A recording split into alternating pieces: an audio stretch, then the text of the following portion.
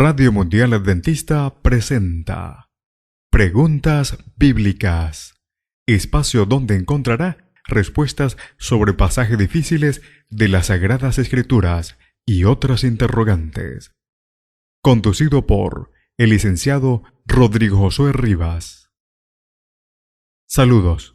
Esperamos que el programa de hoy pueda ser de gran ayuda a su crecimiento intelectual y espiritual. Comencemos. ¿Enseña la Biblia que el diluvio del Génesis fue universal? Nuestro programa de hoy: un diluvio universal. Una lectura imparcial de Génesis capítulo 6 hasta el capítulo 8 demuestra incuestionablemente que el diluvio de Génesis fue universal. Las razones de esta negación se encuentran en fuentes ajenas a las Escrituras, como lo son los argumentos científicos y la mitología del antiguo cercano Oriente. El catastrofismo universal ya no puede ser ignorado. Por ejemplo, los que sostienen que la temperatura del planeta está en aumento saben bien que ese fenómeno puede producir catástrofes de naturaleza global. ¿Acaso no podemos probar plenamente que el diluvio fue universal, pero claramente podemos afirmar que eso es lo que enseña la Biblia? A continuación, resumiremos lo que encontramos en las Escrituras. En primer lugar, universalidad del pecado.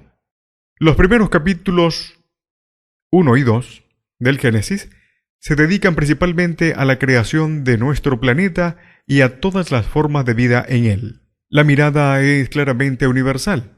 Aunque la caída en pecado se produce en el Edén, el pecado en sí llega a ser un fenómeno universal. Romanos capítulo 5, el verso 12.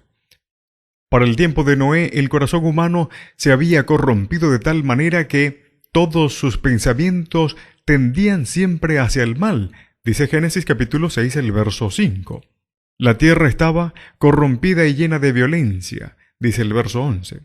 Así que los seres humanos habían corrompido sus caminos y, para corregir la situación, el Señor dispuso destruir a la gente junto con la tierra, dice el verso 13. Este énfasis de la universalidad del problema señala la universalidad del método que usó Dios para enfrentar la situación. En segundo lugar, todos los seres humanos. El lenguaje usado para referirse a los humanos también es universal y abarca a todos. No contenderá mi espíritu con el hombre para siempre, porque ciertamente él es carne. Así que Dios se arrepintió de haber hecho al hombre en la tierra, dice el verso 3 y el verso 6. Es obvio que en la frase de haber hecho se refiere a la creación del Génesis capítulo 1 desde el verso 26 al 28. En otras palabras, Dios está poniendo fin a la vida humana, no a ciertos grupos étnicos, sino a toda la raza humana que había creado originalmente. La preservación de Noé y su familia demuestra que el resto de la humanidad pereció en el diluvio.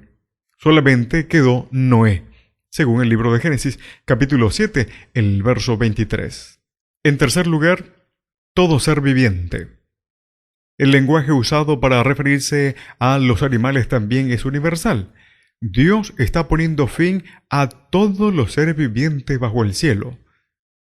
Dice Dios: todo lo que existe en la tierra morirá. Génesis capítulo 6, el verso 17, el capítulo 7, el verso 22. El lenguaje utilizado aquí retorna al relato de la creación, Génesis capítulo 1, el verso 30. En otros pasajes leemos: así murió todo ser viviente que se movía sobre la tierra, las aves, los animales salvajes y domésticos, todo tipo de animal que se arrastraba por el suelo, dice Génesis capítulo 7, el verso 21. El Señor habría de borrar de la faz de la tierra todo ser viviente que había creado, según el verso 4. Así que una vez más, el lenguaje utilizado señala a la creación. Capítulo 2, el verso 6, y el capítulo 1, el verso 25. Este es el fin la determinación escatológica de esta generación. Así que durante el diluvio Dios juzgó a la raza humana. El Señor dio a los seres humanos un tiempo de gracia. Génesis capítulo 6, el verso 3 así lo menciona. Investigó las evidencias. Dice el capítulo 6, el verso 5. Vio Jehová, dice la Escritura. Así que concluyó que la tierra estaba llena de violencia, dice el verso 13. Pronunció una sentencia, lo menciona el verso 7, y ejecutó el juicio contra su creación, es lo que registra Génesis capítulo 7, el verso 11 al 24. En cuarto y último lugar, todas las aguas. La palabra hebrea matbul es usada exclusivamente para referirse al diluvio de Noé y no a diluvios regionales. Sus aguas destruyeron todos los seres vivientes, incluidos los seres humanos. Génesis capítulo 6, el verso 17. Y cubrieron las montañas más altas de la tierra, dice Génesis 7, 20. La lluvia torrencial y la ruptura de la fuente de las aguas de la tierra duraron 40 días, dice el verso 17. Noé tuvo que esperar dentro del arca 1 año y 10 días. Eso menciona el verso 11. Y el capítulo 8, el versículo 13 al 14. El diluvio fue un acto divino que acaso jamás podemos explicar mediante el asunto del mundo natural. Fue un acto divino de descreación, que casi regresó a la tierra a su condición original y estuvo seguido del acto divino de recreación por medio de un acto eterno, un pacto allí con los seres humanos y la naturaleza.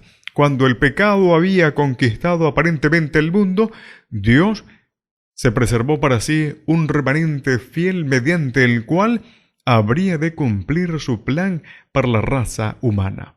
Este juicio universal contra el pecado humano llegó a ser un tipo de juicio universal al momento del regreso de Cristo, como lo menciona Mateo capítulo 24, el versículo 38 y 39.